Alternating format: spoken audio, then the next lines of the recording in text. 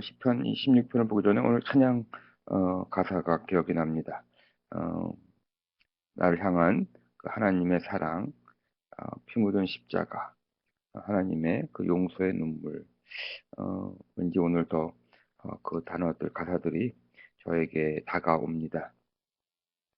십자가의 예수 그리스도의 죽으심과 그의 부활을 믿는 우리들, 오늘 부활의 삶을 살게 되기를 소원하고 축복합니다. 오늘은 시편 16편에서 이 최선의 선택이라고 하는 제목을 가지는 이 16편을 보게 됩니다. 최선의 선택이란 것이 무엇일까? 어, 오늘 이 다윗이 최선의 선택이 무엇인지를 우리에게 알려줍니다. 광야에서 사울 왕에게 쫓겨서 광야에서 피신을 하면서 아마 광야에서 산 삶을 그 성경에 나와 있는 그 연대로 추정해 보면 약 한 11년 동안 다윗은 광야에서 피신 생활을 하고 성경에 나와 있는 그 다윗이 광야의 피신처를 보면은 한 16군데가 나옵니다. 다시 말해서 거의 어, 매년 한 번 내지 두 번은 피해서 다른 장소로 옮겨가야 하는 그러한 다윗의 신세였고 또 그럴 때마다 어, 요번에 이제 피신하면 좀 나을까 이렇게 생각하고 있으면 곧 사울이 쫓아와서 정말 죽음의 그늘에 또 있게 되는 그러한 다윗을 우리는 성경에서 보게 됩니다. 그럴 때마다 다윗은 기도하죠. 하나님 나를 지켜주십시오. 이렇게 기도하면서 그가 그 광야의 삶 속에서 다시 말해서 그의 인생의 여정길에서 그가 체험한 것은 하나님은 나의 피난처이시다. 주님은 나의 피난처이시다라는 그런 고백을 그러한 영성을 가지게 됩니다. 우리들은 피난처라고 하는 그러한 말은 쓰지만 우리가 힘들거나 어려울 때, 혹은 우리가 어떠한 결정을 내려서 선택을 해야 될 때, 그때마다 주님께로 나아가게 되는지 한번 우리 자신에게 오늘 이 아침에 물어보는 시간이 되기를 원합니다. 정말 하나님만이 나의 피난처이고 주님을 떠나서는 행복이 없다라고 하는 고백을 할 수 있는지 오늘 이 아침에 함께 우리가 묵상하게 되기를 원합니다. 주님은 나의 피난처시요 주님을 떠나서는 내게 행복이 없습니다. 라고 다윗은 고백을 합니다. 그러면서 이러한 고백, 주님을 떠나서는 주님이 나의 피난처시고 나는 주님만 함께 하겠습니다라고 하는 그의 어떤 신앙의 고백은 다른 신들을, 다른 우상들을 섬기지 않고 또 나아가서 이 세상에서 다른 어떠한 주를 잡지 않겠다라고 하는 그의 결단이 우리 4절 말씀에 나오게 됩니다. 우리들은 기독교인이지만 또한 이 세상을 살아가면서 하나님 말고 너무나 많은 주를 붙잡고 살고 있습니다. 어, 하나님도 한 줄이고 또 나의 재력도 또 나의 어떠한 어, 학력도 나의 인간의 관계도 또 여러 가지 것들이 자신의 어떠한 줄이 됩니다. 어떤 사람은 자기가 사랑하는 어, 자가 자기의 줄이 되는 사람도 있고 여러 가지가 있습니다. 하지만 이 다윗은 오늘 고백하기를 하나님만이 나의 피난처시고 하나님만이 나의 도움이고 또 5절에서 보니까 주님이야말로 내가 받을 유산의 목이라고 그는 고백을 합니다. 참 이 고백은 어, 아름다운 고백입니다. 하나님께서 창세기에서 아브라함을 만났을 때 나는 네가 받을 포션이다, 네가 받을 유산이다라고 말을 해줬는데 그때 아브라함은 그것을 깨닫지 못하고 저에게 땅을 주십시오, 저에게 아들을 주십시오 이러한 고백을 했던 것으로 창세기에서 보게 됩니다. 하지만 다윗은 그러한 고통과 그의 인생의 그 기름 부음을 받은 다음에도 피신을 해야 되는 그러한 막막한 그들의 삶을 통하여서 다윗이 체험하여서 깨닫게 되는 것이 이 5절 말씀입니다. 주님이야말로 내가 받을 유산의 목입니다. 많은 사람들은 어, 하나님이 나의 복이다, 하나님이 나의 유산이다, 하나님이 나의 포션이다 하는 고백보다는 하나님께서 주실 복을, 하나님께서 나에게 주실 복에만 관심을 갖는 것 같습니다.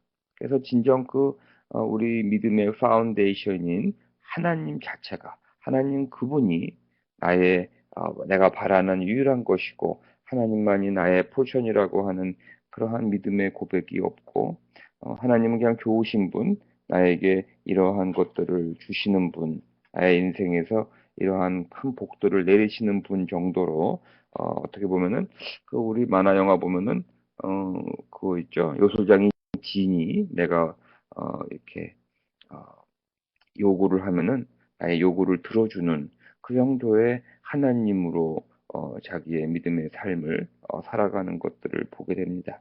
하지만 다윗은 그의 믿음의 삶 속에서 이러한 고백을 합니다. 주님은 내가 받을 유산의 몫입니다. 나의 받을 유산이요, 나의 몫이요, 하나님 자체가 내가 바라는 전부라고 하는 그러한 고백을 합니다. 나머지 것은 하나님이 나의 그러한 유산이요, 하나님이 나의 몫이, 하나님이 나의 포션이요, 그분과의 사귐이, 그분과의 화평함이, 그분과의 함께함이 나에게는 기쁨이 되기 때문에 함께 하시는 하나님이 나머지는 주님의 은혜 가운데서 저절로 나의 미래를 보호해 주시고 나에게 필요한 것도 내려주신다라고 하는 그러한 어떻게 보면은 어, 하나님이 나의 폴션이 되면 나머지 것들은 저절로 따라온다라고 하는 고백이 다윗에게는 있습니다.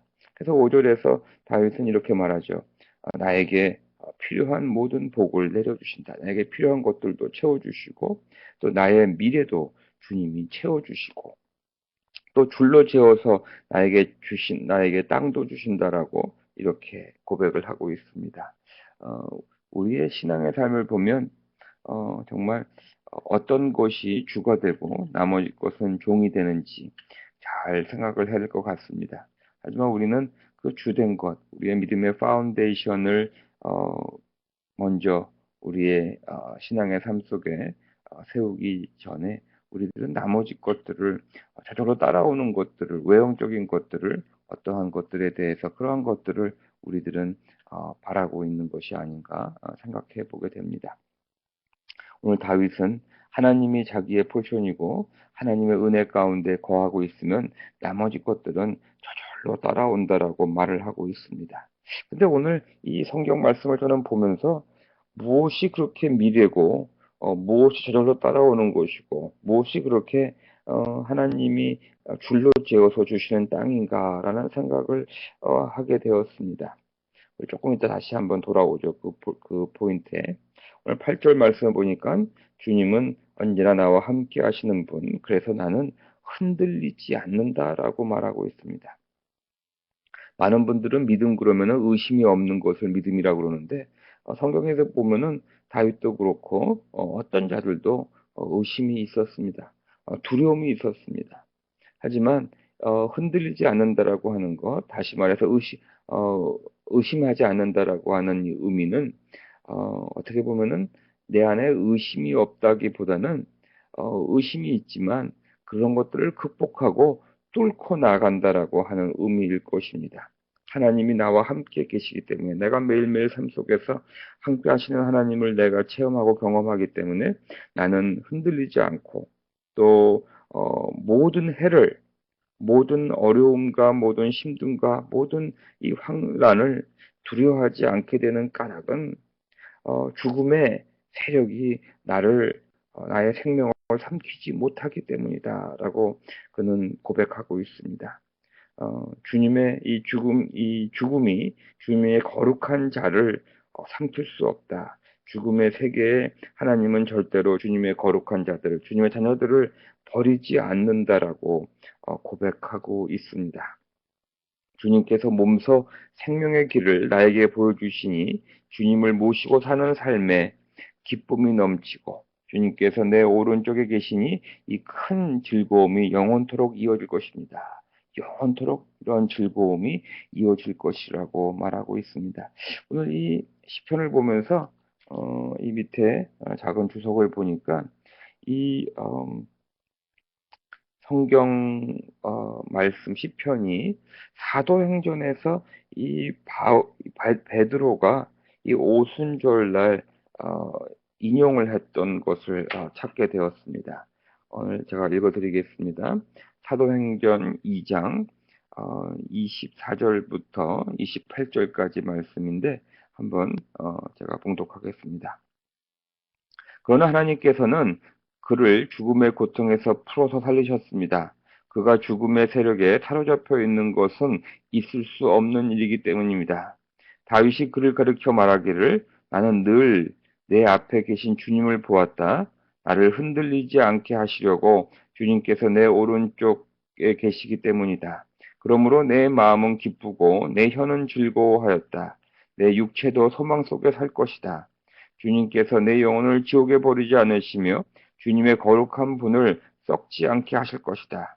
주님께서 나에게 생명의 길을 알려주셨으니 주님의 앞에서 나에게 기쁨이 가득 채워주실 것이다. 라는 이 베드로가 이 시편 16편에 있는 8절에서 11절까지의 말씀을 이 사도행전에서 인용을 합니다. 그래서 가만히 이 베드로의 오순절 설교의 앞뒤를 보니까 이 시편 이 16편은 어떻게 보면은 이 부활, 영생에 관한 그러한 다윗의 밀담이구나 하는 것을 생각하게 됩니다. 이렇게 하나님께서 줄을 재워서 주신 땅은 우리에게 어떠한 미래에 우리가 부활하여서 하나님과 함께하는 하나님이 우리를 다스리는 새로운 그 예루살렘, 우리의 천국을 의미하는 것이고 또한 주님께서 우리의 미래를 지켜주신다라고 하는 것은 물론 우리에게 미래라고 하는 것에서는 좋은 일들이 많이 일어나고 어떠한 많은 물질들과 많은 좋은 일, 뭐 좋은 사람들 만나는 것을 상상하겠지만 그것보다 더 좋은 것이 뭐냐면 아마 영원한 생명에 대한 이 다윗의 고백이 아닌가 생각합니다. 10절 말씀 다시 읽어드리면 주님께서 나를 보호하셔서 주님의 세력이 나의 생명을 삼키지 못하게 하실 것이며 주님의 거룩한 자를 죽음의 세계에 버리지 않을 것이기 때문입니다. 이러한 고백은 어떻게 보면은 미래의 우리의 영생에 대한 다윗의 고백이 아닌가 생각합니다. 참 다윗은 예수 그리스도를 아직까지 만나지 못하고 그 예수 그리스도에 대해서 듣지 못한 그러한 예수보다 먼저 먼저 태어난 다윗이지만 다윗은 그 영안에서 예수 그리스도를 직접 보고 예수 그리스도를 통한 하나님의 구원을 바라볼 수 있었던 사람이 아니었나 생각이 듭니다.